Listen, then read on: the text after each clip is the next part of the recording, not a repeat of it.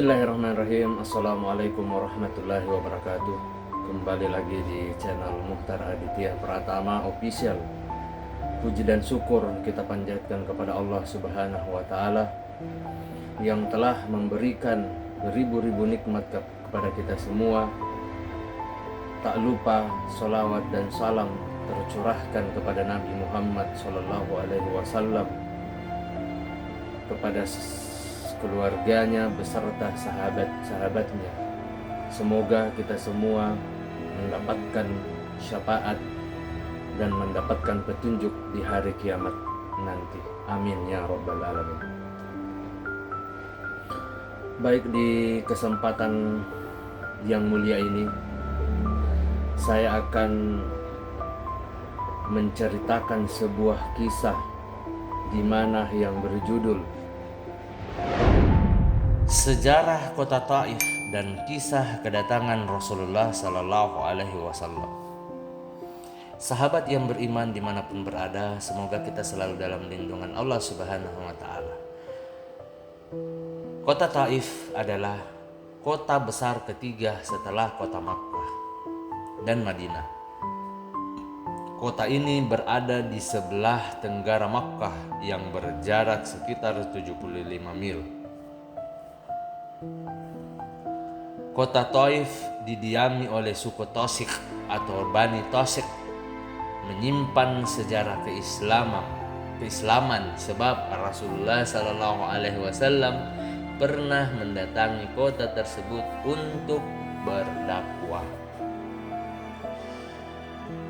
Pembahasan di awal mengenai sejarah kota Taif. Mengutip dari buku Sirah Nabawiyah karya Abul Hasan Ali Hasani An-Nadwi, nama Taif diambil dari keberadaan pagar atau tembok yang mengelilingi kota tersebut. Kota Taif dihuni oleh orang-orang kaya dan para pemuka kaum Quraisy yang membangun istana-istana di sana. Namun, kekayaan yang melimpah tersebut justru mengakibatkan kerusakan moral masyarakat. Orang kaya yang tinggal di kota Taif dikenal gemar melakukan perbuatan riba, zina, dan meminum khamar atau meminum alkohol. Sahabat yang beriman dimanapun berada, kota Taif memiliki sumber air yang melimpah,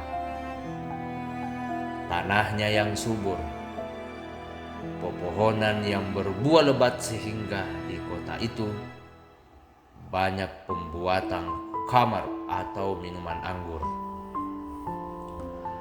Keadaan tersebut masih ada dan berlangsung hingga sekarang.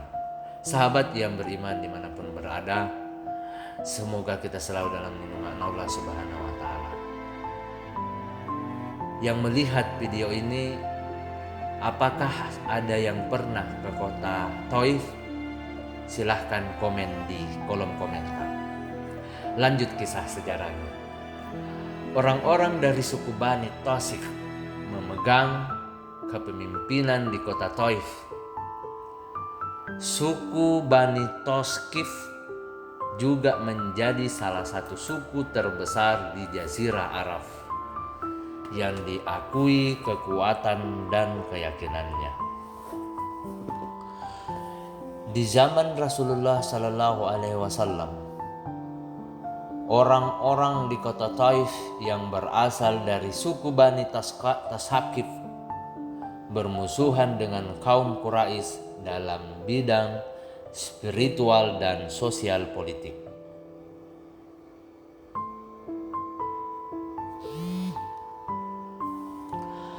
Kota Taif pada saat itu menjadi tempat penyembahan Lata, yang mana dikenal atau yang disebut Lata itu adalah patung yang disembah dan dijadikan tujuan ritual tahunan.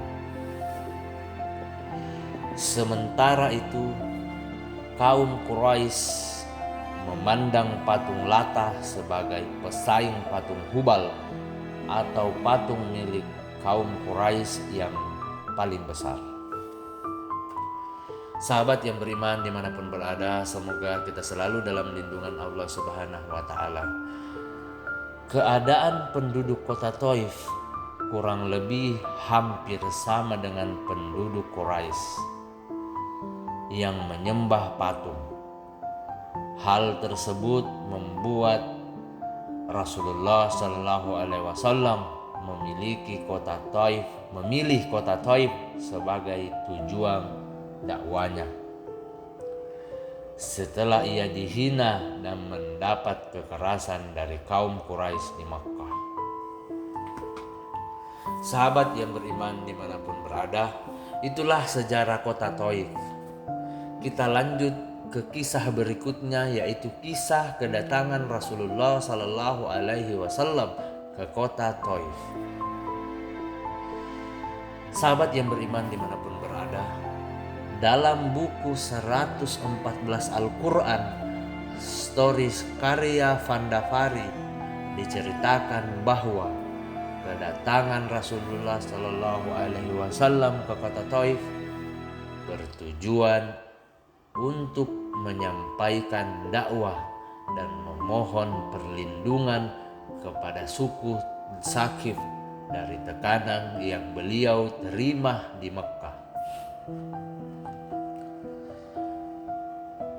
Kedatangan Rasulullah Sallallahu Alaihi Wasallam ke kota itu atau Taif untuk berdakwah bisa jadi disebabkan karena kota Taif merupakan pusat kekuatan dan kepemimpinan yang kedua setelah Makkah, atau sebab paman-paman beliau berasal dari Bani Sakif.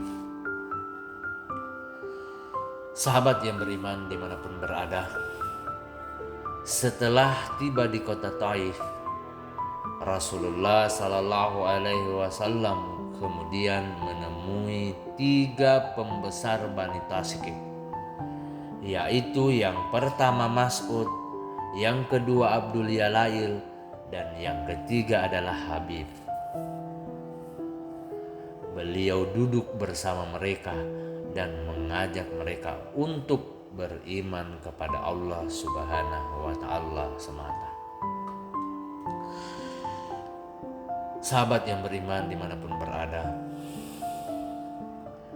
ternyata Rasulullah Sallallahu Alaihi Wasallam justru menghadapi penolakan yang sangat keras dari suku Sakif.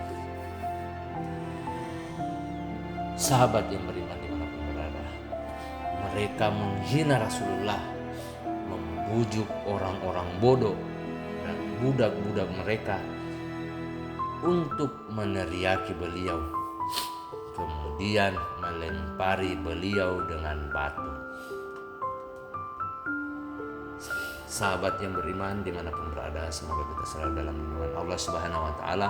Maafkan suaraku karena agak rada-rada flu, tapi tetap saya harus konsisten mengupload untuk saudara-saudariku dimanapun berada. Lanjut kisahnya, Sa'id bin Haris, seorang sahabat yang menemani Rasulullah ke kota Taif. Mereka sudah berusaha melindungi beliau dari lemparan batu. Namun batu tersebut tetap mengenai tubuh Rasulullah Sallallahu Alaihi Wasallam hingga berdarah-darah.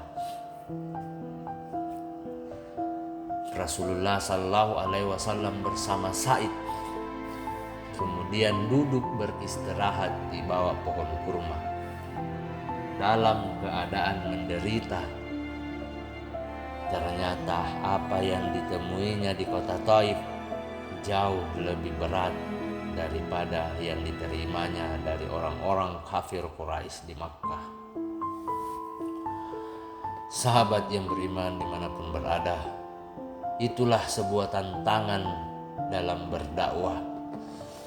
Dimanapun kita melaksanakan suatu ajaran Nabi untuk berdakwah ke daerah-daerah yang benar-benar kita ingin menyampaikan dakwah kita, itu pasti ada saja tantangan. Nabi Sallallahu Alaihi Wasallam atau Rasulullah Sallallahu Alaihi Wasallam saja begitu banyak rintangan yang dia harus hadapi. Lanjut kisahnya. Pada akhirnya Sa'id bin Haris bersama Rasulullah kembali lagi di kota Makkah. Peristiwa itu menjadi awal pergerakan hijrah Nabi Muhammad Sallallahu Alaihi Wasallam beserta sahabat dan penduduk Muslim di Makkah lainnya menuju Madinah. Sahabat yang beriman dimanapun berada, semoga kita selalu dalam lindungan Allah Subhanahu Wa Taala. Kisah berikutnya, penduduk kota Taif memeluk agama Islam. Dikisahkan dalam buku dakwah Rasulullah Sallallahu Alaihi Wasallam karya Profesor Dr. Muhammad Yunan Yusuf. Penduduk kota Taif yang terdiri dari suku Saqif kemudian memeluk agama Islam sesudah Fatu Makkah, tepatnya setelah berakhirnya Perang Hunain pada tahun ke-8 Hijriah.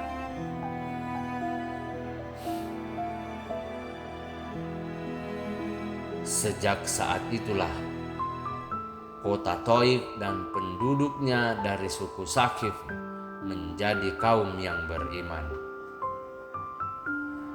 Mereka melaksanakan ajaran Islam dengan ikhlas, tulus, dan sukarela.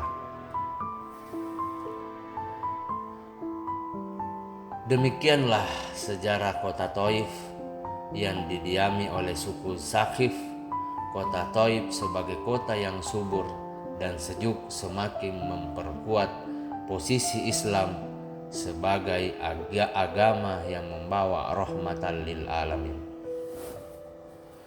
Demikianlah kisah tentang kedatangan Rasulullah Sallallahu Alaihi Wasallam serta sejarah kota Taif. Semoga apa yang saya sampaikan pada kesempatan yang mulia ini bermanfaat untuk kita semua dan kita bisa mengambil hikmah dari kisah ini. Saya memohon maaf apabila ada salah kata ataupun ucapan dalam video ini, karena kebaikan datang dari Allah Subhanahu wa Ta'ala dan kesalahan datang dari saya pribadi selaku manusia biasa yang tidak pernah luput akan kesalahan. Sebelum saya mengakhiri atau menutup video ini, jangan lupa saya mengingatkan, jangan lupa untuk mengklik subscribe, like, share, dan komen, dan bunyikan lonceng notifikasinya untuk mendapatkan update-update tentang kisah kenabian dan tentang kisah sejarah Islam. Akhir kata, subhanakallahumma wa bihamdika ashhadu an la ilaha illa anta astaghfiruka wa atubu ilaik. Wassalamualaikum warahmatullahi wabarakatuh. Nantikan kisah-kisah selanjutnya